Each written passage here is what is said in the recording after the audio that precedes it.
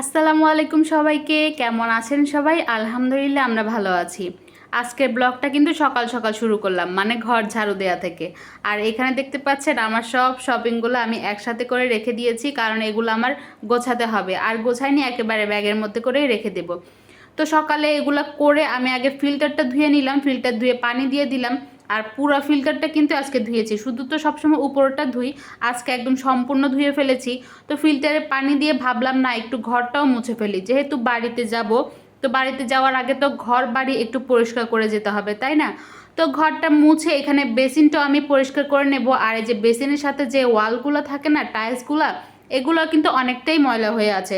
তো আজকে টাইলসগুলো আমি মুছে নিচ্ছিলাম, ঘষে ঘষে একদম মুছে মুছে পরিষ্কার করে নিচ্ছিলাম।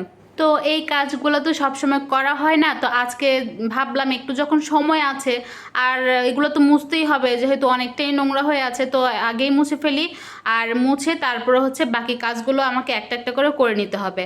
তো সব কাজকর্ম করে এখানে রাইয়ানা বাবা হচ্ছে মাছ নিয়ে এসেছে, যেহেতু আমরা বাড়ি চলে যাব, বাজারটা তেমন করে করাচ্ছি না, ফ্রিজে যা আছে তাই খালি করে ফেলবো। আর এই মাছটা আনা হয়েছে, আমরা আজকে রান্না করব আর একটু রান্না করে ফ্রিজে রেখে যাব। কারণ বাড়ি থেকে আসার পর যেই দিন আসি ওই দিন রান্না করতে একদমই ইচ্ছা করে না। তো যদি রান্না করা থাকে ওগুলো বের করে খাওয়া যাবে। সেই জন্য মাছগুলোকে হচ্ছে আগে ভালো করে কেটে নিয়ে আজকে 4 পিস রান্না করব, আর বাকিগুলো কিন্তু আমি ফ্রিজে রেখে দিয়েছি। আর মাছটা কিন্তু আজকে আলু বেগুন দিয়ে রান্না করব, আর হচ্ছে ঢ্যাঁড়স ভাজি করব। তো মাছটাকে কিন্তু আমি ভাজতে বসিয়ে দিলাম। এটা হচ্ছে আমাদের গরিবের ইলিশ, মানে সুরমা মাছ। এই মাছটা খেতে আর রান্না করতে কিন্তু আমার কাছে একদমই ইলিশ মাছের মতো লাগে, মানে গ্রানটা কিন্তু একদমই ইলিশ মাছের মতো হয়। আপনাদের কার কার কাছে এই মাছটা ভালো লাগে আমাকে কিন্তু জানাবেন কমেন্টে। আমার কাছে তো বেশ ভালো লাগে। তো মাছটাকে রান্না করার জন্য এখানে কিন্তু মশলাটা কষিয়ে নিয়েছি। আর এটা কিন্তু আমি একদম ইলিশ মাছের মতো করেই রান্না করি। ইলিশ মাছে যেমন আমরা কোনো রকম ধনিয়া জিরা গুঁড়া বা ধনিয়া পাতা এগুলা কিছুই ব্যবহার করি না, আদা রসুন কিছুই দেই না। তো ওইভাবে করেই রান্না করে নিচ্ছি।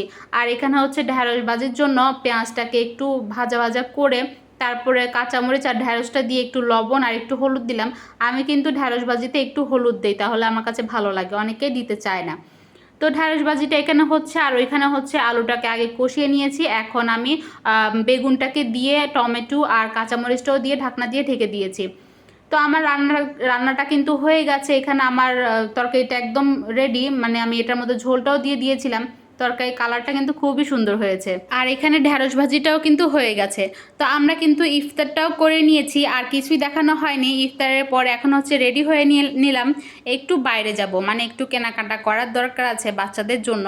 মানে আমার তো জায়ের ছেলের জন্য জামা কাপড় কিনেছি, আজকে হচ্ছে জায়ের মেয়ের জন্য জামা কাপড় কিনবো। তো সেই জন্যই যাওয়া।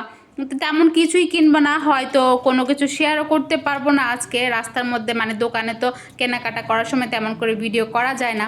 আর মার্কেটে গেলে বোঝা যায় জিনিসপত্রের কি পরিমাণ দাম। যে জামাটা আমরা 600 টাকা দিয়ে কিনতে পারবো, ওই জামাটার দাম কিন্তু 1600 টাকা দিয়ে রাখে। তাদের দাম শুনে মানে দাম বলতেও ভয় লাগে। তো আজকে আগে যাই, গিয়ে দেখি কি পছন্দ হয় আর কি কিনতে পারি। তো আমাদের কিন্তু কেনাকাটা শেষ, এখন কিন্তু আমরা বাড়িতে চলে যাব। আর রাইয়ানা বাবা হচ্ছে আমাদের জন্য আইসক্রিম কিনছে, তাই আমরা রিক্সার মধ্যেই অপেক্ষা করছি। বাসায় চলে এসেছি, আর আজকের মতো ভিডিওটা এখানেই শেষ করছি। কি কেনাকাটা করলাম এটা পরে দেখাবো।